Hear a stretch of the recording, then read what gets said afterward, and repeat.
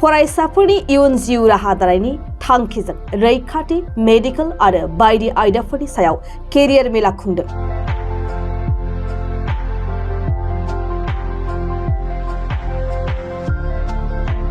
BTC खुंथाया फरायसाफोरखौ लानानै जिउ राहा मेला एबा केरियार मेला खुंदों।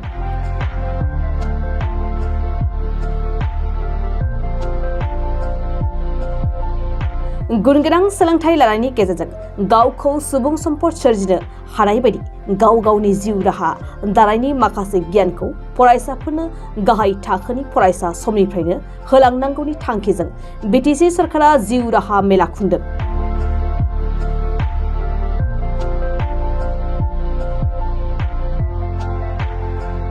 दिनै फुंबिलियाव क'क्राझारनि नाराबारियाव थानाय हिनजावसा फरायसालियाव बीटीसीनि सोलोंथाइ बिफाननि बानजायनायाव क'क्राझार जिल्लानि सिङाव थानाय गुबुन गुबुन सरकारि आरो बेसरकारि गेजेर आरो गोजौ फरायसालिनि फरायसाफोरखौ लानानै जिउ राहा दानायनि मेला खुङो।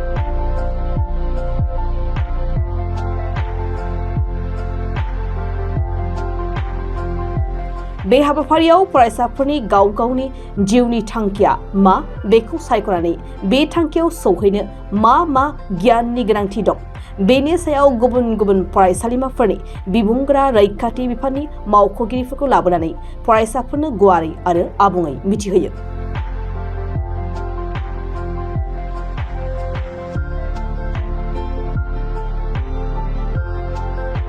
बीटीसीनि सोलोंथाइ बिफाननि बानजायनायाव खुंफुंजानाय बे जिउ राहा मेलायाव क'क्राझार जिल्ला एबसुनि दैदेनगिरि आरो जिल्लानि सिङाव थानाय दखरा एबसुनि दैदेनगिरिफ्रा मैखोमै बाहागो लानायाव हाबाफारियाव मावफुंजायो। बे हाबाफारियाव क'क्राझार जिल्ला एबसुनि गाहाय नेहाथारि काम्पा बसुमतारिया बाहागो लानानै हाबाफारिनि सोमोन्दै माखासे बाथ्राफोरखौ मिथिहोयो।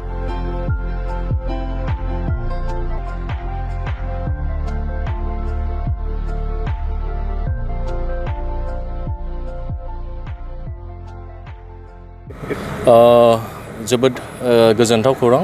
गिबियाव आङो क'क्राझार जिल्ला दुलाराय बर' फरायसा आफादनि जानानै आरो एबसुनि सासे मावथि हिसाबै बिटिआरनि मानाव गेदेर प्रमद बर' गाहाय मावफुं सोद्रोमा मानाव गेदेर बिथांखौ साबायखर बावदों।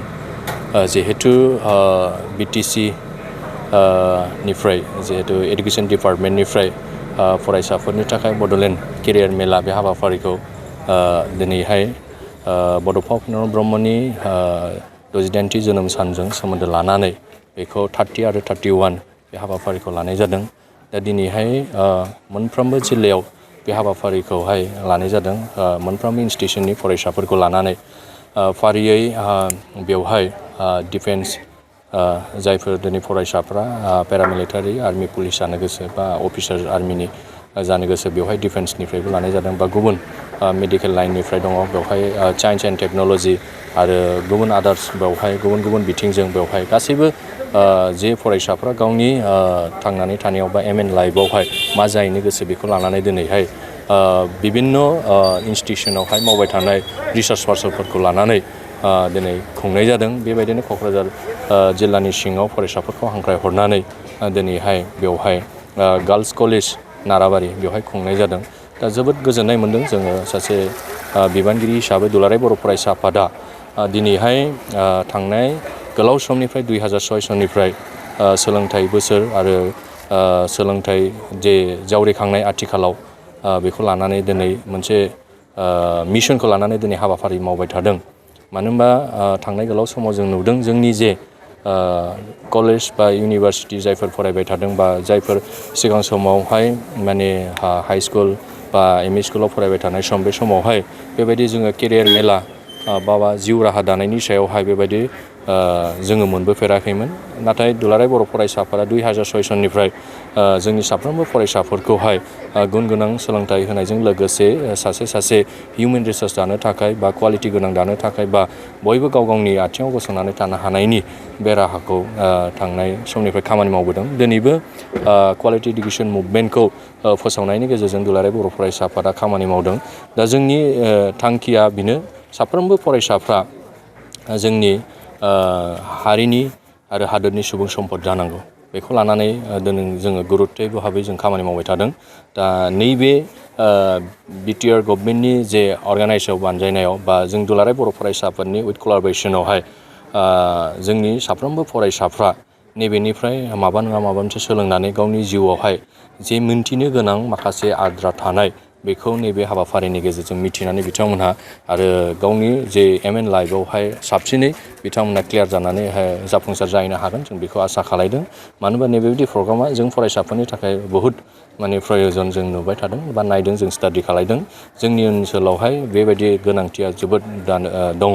मानो होनबा गुबुन माने जोङो जौगालु जायगाफोराव जों नायदों बा दिल्ली बा मुम्बाइ बा महाराष्ट्र केरेला मिज'रामफ्राव दिनैहाय उन्दैनिफ्रायनो बिथांमोनहा माने IAS IPS बा अफिसार लाइनजों बा सिभिल सार्भिस बा डाक्टर मेडिकेलनिफ्राय लानानै साइन्स एन्ड टेक्न'लजि डिपार्टमेन्टआव गुबुन गुबुन बिथिंजों बिथांमोनहा उन्दैनिफ्रायनो बिथांमोना ट्रेन आप खालायनानै दिनै बिथांमोननि जे माइन्डआव ब्रेनावहाय जे उन्दै समनिफ्रायनो बिथांमोना गाव गावनि थांखिखौ बासिनानै लानो हायो।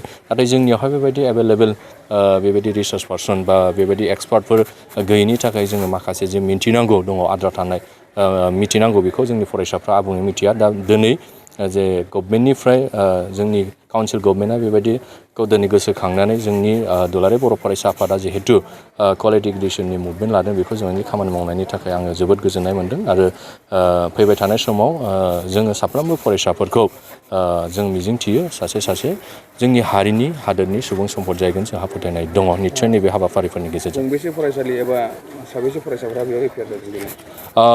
दिनै गोबां फरायसालिनि